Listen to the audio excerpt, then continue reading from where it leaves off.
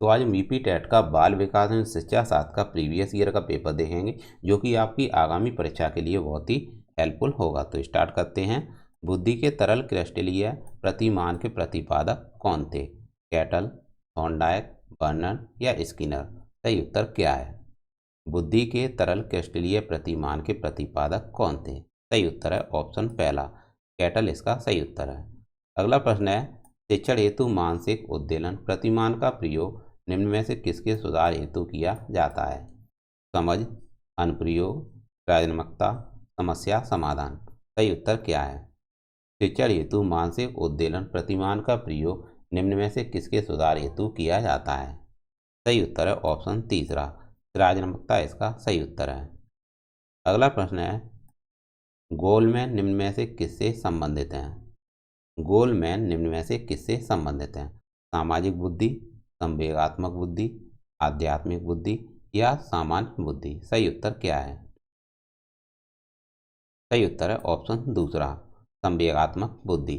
Daniel Goleman संवेगात्मक बुद्धि से संबंधित हैं। अगला प्रश्न है, निम्न में कौन शेष से भिन्न है? अधिगम के लिए अधिगम का सिद्धांत, समान अवयवों का सिद्धांत, ड्राइव रिडक्शन का सिद्धांत या सामान्यीकरण का सिद्धांत? सही उत्तर क्या है? निम्न में कौन शेष से भिन्न है? सही उत्तर है ऑप्शन तीसरा, ड्राइव रिडक्शन सिद्धांत। इसका सही उत्तर है ऑप्शन तीसरा, ड्राइव रिडक्शन सिद्धांत इसका सही उत्तर है।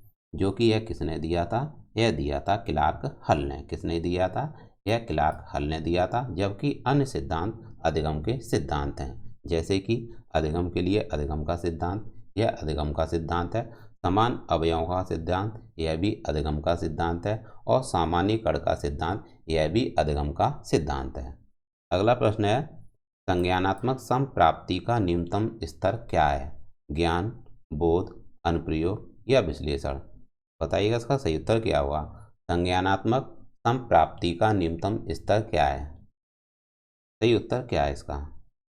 सही उत्तर है ऑप्शन पहला, ज्ञान इसका सही उत्तर है। अगला प्रश्न है, एक बालक जो साइकिल चलाना जानता है, मोटर बाइक चलाना सीख रहा है, यह उदाहरण होगा। यह उदाहरण किसका होगा? खेती अधिगम अंतड़ का, वृद्ध अधिगम अंतड़ का, द्विपार्श्विक अधिगम अंतड़ का या कोई भी अधिगम अंतड़ नहीं? बताइएगा इसका सही उत्तर क्या है? एक बालक जो साइकिल चलाना जानता है, मोटर बाइक चलाना सीख रहा है, यह उदाहरण किसका होगा? बताइएगा इसका सही उत्तर क्या है? इसका सही उत्तर है ऑप्शन दूसरा, वृद्ध अधिगम अंतड़ का। सही उत्तर है वृद्ध अधिगम अंतड़ का। अगला प्रश्न है, निम्न में से कौन सा अधिगम के पठार का कार्य नहीं है? बताइएगा इसका सही उत्तर क्या होगा? निम्न में से कौन सा अधिगम के पठार का कार्य नहीं है? प्रेरणा की सीमा, विद्यालय का असहयोग, शारीरिक सीमा या ज्ञान की सीमा? बताइएगा सही उत्तर क्या होगा? अधिगम के पठार का कारण नहीं है। सही उत्तर है ऑप्शन दूसरा, विद्यालय का असहयोग अधिगम के पठार का कारण नहीं होता है। जबकि अधिगम के पठार के कारण कौन कौन से होते हैं? प्रेरणा की सीमा, शारीरिक सीमा और ज्ञान की सीमा। यह सभी अधिगम के पठार के कारण हैं, जो कि आपको याद रखने हैं। अगला प्रश्न देखेंगे, 8वां प्रश्न देखेंगे। अधिगम अनुभव और प्रशिक्षण के परिणाम स्वरूप व्यवहार में परिवर्तन है, यह कथन किसके द्वारा दिया गया है? बताइए इसका सही उत्तर क्या होगा? गैस व अन्य, मॉर्गन और ग्लीलैंड, स्किनर या क्रॉनबैक? सही उत्तर क्या है? अधिगम अनुभव और प्रशिक्षण के परिणाम स्वरूप व्यवहार में परिवर्तन है, यह कथन किसका है? सही उत्तर क्या होगा इसका? सही उत्तर है इसका ऑप्शन पहला, गैस व अन्य इसका सही उत्तर है। अगला प्रश्न है, स्टैनफोर्ड विनय परीक्षण मापन करता है व्यक्तित्व का, पढ़ने की दक्षता का, बुद्धि का या इनमें से कोई नहीं? सही उत्तर क्या है? स्टैनफोर्ड विनय परीक्षण किसका मापन करता है? सही उत्तर क्या होगा इसका? सही उत्तर है ऑप्शन तीसरा, बुद्धि का परीक्षण करता है स्टैनफोर्ड विनय परीक्षण। अगला प्रश्न है, अंतर्मुखी व्यक्तित्व एवं बहिर्मुखी व्यक्तित्व का वर्गीकरण किसने किया है? फ्रायड ने, युंग ने, मन ने या आलपोर्ट ने? सही उत्तर क्या है? अंतर्मुखी व्यक्तित्व एवं बहिर्मुखी व्यक्तित्व का वर्गीकरण किसने किया है? सही उत्तर है ऑप्शन दूसरा, युंग ने किया है। अंतर्मुखी व्यक्तित्व एवं बहिर्मुखी व्यक्तित्व का वर्गीकरण युंग ने किया है। अगला प्रश्न है, बच्चों के सामाजिक विकास को प्रभावित करने वाले कारक कौन से हैं? बच्चों के सामाजिक विकास को प्रभावित करने वाले कारक क्या है? बताइए इसका सही उत्तर क्या है? आर्थिक तत्व, सामाजिक परिवेश जन्य तत्व, शारीरिक तत्व या वंशानुगत तत्व। सही उत्तर क्या है? बच्चों के सामाजिक विकास को प्रभावित करने वाला कारक कौन सा है? सही उत्तर है ऑप्शन दूसरा, सामाजिक परिवेश जन्य तत्व, जो कि बच्चों के सामाजिक विकास को प्रभावित करने वाला कारक है। अगला प्रश्न है, निम्न में से कौन सा शारीरिक विकास का एक प्रमुख नियम है? मानसिक विकास से भिन्नता का नियम, अनियमित विकास का नियम, द्रुतगामी विकास का नियम या कल्पना और संवेगात्मक विकास से संबंध का नियम। सही उत्तर क्या है? निम्न में से कौन सा शारीरिक विकास का एक प्रमुख नियम है? सही उत्तर क्या होगा इसका बताइएगा। सही उत्तर है इसका ऑप्शन तीसरा, द्रुतगामी विकास का नियम इसका सही उत्तर है। अगला प्रश्न है, निम्न में से कौन सा विकास का सिद्धांत नहीं है? निम्न में से कौन सा विकास का सिद्धांत नहीं है?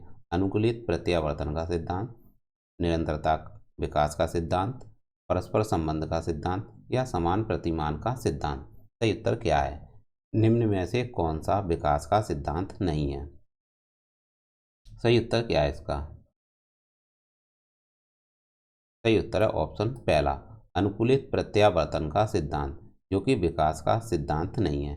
बाकी सभी विकास के सिद्धांत हैं, निरंतरता का सिद्धांत, परस्पर संबंध का सिद्धांत, समान प्रतिमान का सिद्धांत, यह सभी विकास के सिद्धांत हैं, जबकि विकास का सिद्धांत नहीं है अनुकूलित प्रत्यावर्तन का सिद्धांत, विकास का सिद्धांत नहीं है, जो कि आपका सही उत्तर है ऑप्शन पहला। अगला 14वां प्रश्न देखेंगे, विकास के परिणाम स्वरूप नवीन विशेषताएं और नवीन योग्यताएं प्रकट होती हैं, यह कथन किसने दिया है? गैसेल, हरलॉक, मेरेडिथ या डगलस और हॉलैंड। सही उत्तर क्या है? विकास के परिणाम स्वरूप नवीन विशेषताएं और नवीन योग्यताएं प्रकट होती हैं, यह कथन किसने दिया है? सही उत्तर क्या होगा इसका? सही उत्तर है ऑप्शन दूसरा, हरलॉक। यह हरलॉक का कथन है। अगला प्रश्न है, मूल प्रवृत्तियों को 14 प्रकार से किसने वर्गीकृत किया है? मूल प्रवृत्तियों को 14 प्रकार से किसने वर्गीकृत किया है? ड्रेवर, मैकडूगल, थॉर्नडाइक या वुडवर्थ। सही उत्तर क्या है इसका?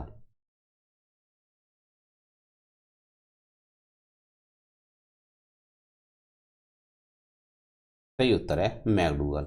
मूल प्रवृत्तियों को 14 प्रकार से वर्गीकृत किया है मैकडूगल ने।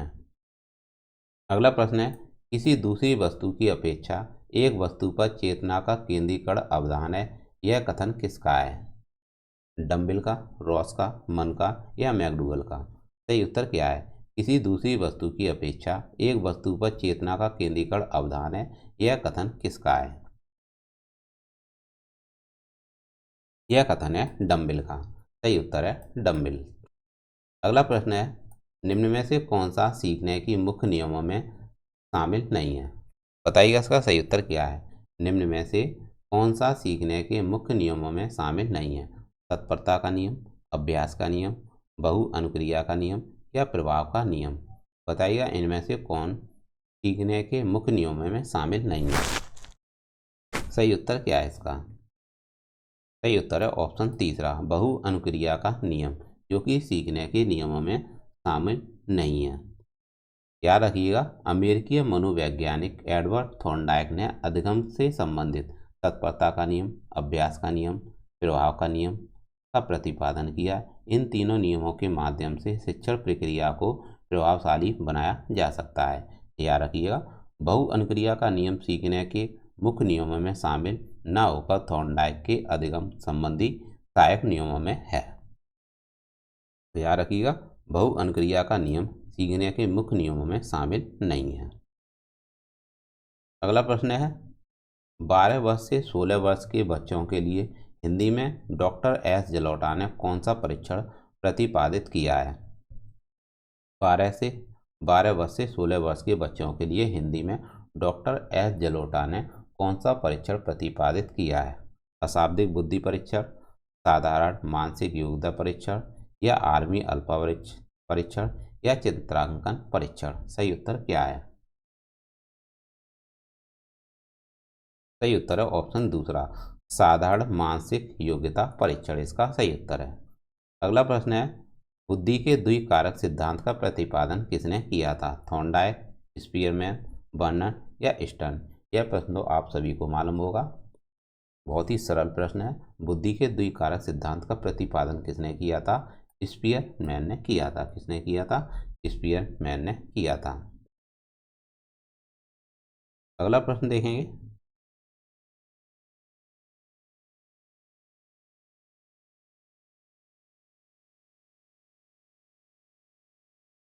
अगला प्रश्न है, निम्न में से कौन सा युग्म सही नहीं है? सीखने का उद्दीपक अनुक्रिया का सिद्धांत थॉर्नडाइक ने दिया था, या सीखने का क्रिया प्रसूत अनुबंधन सिद्धांत बीएफ स्किनर ने दिया था, सीखने का क्लासिकल सिद्धांत पावलोव का है, या सीखने का समग्र सिद्धांत हल का है?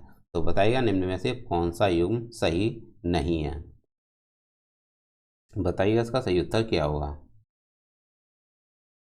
इसका सही उत्तर है जो कि नहीं है, सीखने का समग्र सिद्धांत हल ने दिया था। तो जो सही नहीं है वह सीखने का समग्र सिद्धांत हल ने नहीं दिया था, यह गलत ऑप्शन है, जबकि सभी सही ऑप्शन है। सीखने का उद्दीपक अनुक्रिया का सिद्धांत थॉर्नडाइक का है, एकदम सही है। सीखने का क्रिया प्रसूत अनुबंधन सिद्धांत स्किनर साहब का है, और सीखने का क्लासिकल सिद्धांत है पावलोव साहब का है। तो यह तीनों एकदम सही हैं। जो आपने नहीं में पूछा था आपसे, वह सीखने का समग्र सिद्धांत हल का नहीं है, जो कि नहीं वाला ही आपका सही उत्तर है। अगला प्रश्न है, इनमें से किनका नाम सुजनन साथ के पिता से जुड़ा हुआ है? क्रो एवं क्रो का, गाल्टन, रॉस, या वुडवर्थ? बताइएगा सही उत्तर क्या है? इनमें से किनका नाम सुजनन साथ के पिता से जुड़ा हुआ है? सही उत्तर क्या है? सही उत्तर है गाल्टन। अगला प्रश्न है, ग्रंथियों के आधार पर व्यक्तित्व के विभिन्न प्रकारों की चर्चा किसने की? क्रेसमर, युंग, कैनन, या स्प्रेंजर? सही उत्तर क्या है? ग्रंथियों के आधार पर व्यक्तित्व के विभिन्न प्रकारों की चर्चा किसने की? सही उत्तर क्या है? सही उत्तर है कैनन। कैनन ने की थी। अगला प्रश्न है, सृजनात्मकता मौलिक परिणामों को अभिव्यक्त करने की मानसिक प्रक्रिया है, यह कथन किसका है? फिर दोबारा से समझ लीजिएगा, सृजनात्मकता मौलिक परिणामों को अभिव्यक्त करने की मानसिक प्रक्रिया है, यह कथन किसका है? बताइएगा इसका सही उत्तर क्या होगा? कोल एवं ब्रूस का, टैब हल का, डी हान का, या क्रो एवं क्रो का? सही उत्तर क्या है इसका? सही उत्तर है क्रो एवं क्रो का। अगला प्रश्न है, विद्रोह की भावना की प्रवृत्ति निम्न में से किस अवस्था से संबंधित है? सही उत्तर क्या होगा? विद्रोह की भावना की प्रवृत्ति निम्न में से किस अवस्था से संबंधित है? बाल्यावस्था, शैशवावस्था, पूर्व किशोरावस्था, या मध्य किशोरावस्था? सही उत्तर क्या होगा? विद्रोह की भावना की प्रवृत्ति किस अवस्था में आती है? बताइए इसका सही उत्तर क्या होगा? सही उत्तर है मध्य किशोरावस्था को विद्रोह की भावना की प्रवृत्ति की अवस्था कहते हैं। यह इसका सही उत्तर है मध्य किशोरावस्था। अगला प्रश्न है, सीखने की वह अवधि जब सीखने की प्रक्रिया में कोई उन्नति नहीं होती है तो क्या कहलाता है? तो इसे कहते हैं सीखने का पठार। क्या कहते हैं इसे? सीखने का पठार कहते हैं। इसका सही उत्तर है सीखने का पठार। अगला प्रश्न है, बुद्धि लब्धि निकालने का सूत्र क्या है? बताइएगा इसका सही उत्तर क्या होगा? बुद्धि लब्धि निकालने का सही सूत्र क्या है? सही उत्तर है इसका ऑप्शन तीसरा, मानसिक आयु इंटू 100 अपॉन वास्तविक आयु। इसका सही उत्तर है। अगला प्रश्न देखेंगे,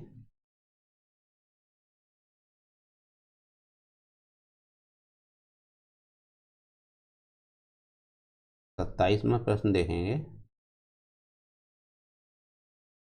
सीखने में प्रयास व भूल के सिद्धांत का प्रतिपादन किसने किया था? सीखने में प्रयास व भूल के सिद्धांत का प्रतिपादन किसने किया था? कॉलर, पावलोव, थॉर्नडाइक, या गेस्टाल्ट? बताइएगा इसका सही उत्तर क्या है? सीखने में प्रयास व भूल के सिद्धांत का प्रतिपादन किसने किया था? सही उत्तर है थॉर्नडाइक। थॉर्नडाइक ने किया था। सीखने में प्रयास व भूल के सिद्धांत का प्रतिपादन थॉर्नडाइक ने किया था। अगला प्रश्न है, सामान्य संयुक्त कोशिका में गुणसूत्रों के जोड़ों की संख्या होती है 22, 23, 24 या इनमें से कोई नहीं। बताइएगा इसका सही उत्तर क्या होगा। सामान्य संयुक्त कोशिका में गुणसूत्रों के जोड़े होते हैं, कितने होते हैं? बताइएगा इसका सही उत्तर क्या होगा। इसका सही उत्तर है ऑप्शन दूसरा, 23 जोड़े होते हैं। अगला प्रश्न है, क्रिया प्रसूत अनुबंधन सिद्धांत का प्रतिपादन किसने किया? हल ने, थॉर्नडाइक ने, हैगार्टी ने या स्किनर ने? सही उत्तर क्या है? क्रिया प्रसूत अनुबंधन सिद्धांत का प्रतिपादन किसने किया था? सही उत्तर है स्किनर ने। क्रिया प्रसूत अनुबंधन सिद्धांत का प्रतिपादन स्किनर साहब ने किया था, यह इसका सही उत्तर है। अगला लास्ट प्रश्न है, कॉलर निम्न में से किससे संबंधित हैं? अप्रेरणा का सिद्धांत, विकास का सिद्धांत, व्यक्तित्व का सिद्धांत या अधिगम का सिद्धांत? कॉलर निम्न में से किससे संबंधित हैं? बताइए इसका सही उत्तर क्या होगा। सही उत्तर है अधिगम का सिद्धांत। कॉलर निम्न में से किससे संबंधित हैं? अधिगम का सिद्धांत से संबंधित हैं कॉलर। तो दोस्तों ये थे यूपी टेट के PYQ के महत्वपूर्ण प्रश्न, जो कि आपकी परीक्षा के लिए, आगामी परीक्षा के लिए बहुत ही हेल्पफुल होंगे। तो आप इन प्रश्नों को देखते रहिएगा और आप अभी से तैयारी में जुट जाइएगा, क्योंकि CTET तो निकल गया है। अब आपके पास लास्ट चांस बचा है यूपी टेट। आप इस यूपी टेट को क्रॉस करिएगा और नौकरी पाइए, क्योंकि जो भर्ती आएंगी वह बम्पर भर्ती आएंगी। आपके लिए लास्ट चांस है, तो इसमें अभी से डट के लग जाइएगा और आपके लिए हम ऐसी तैयारी करवाते रहेंगे। तो मिलते हैं नेक्स्ट क्लास में। Thanks for watching.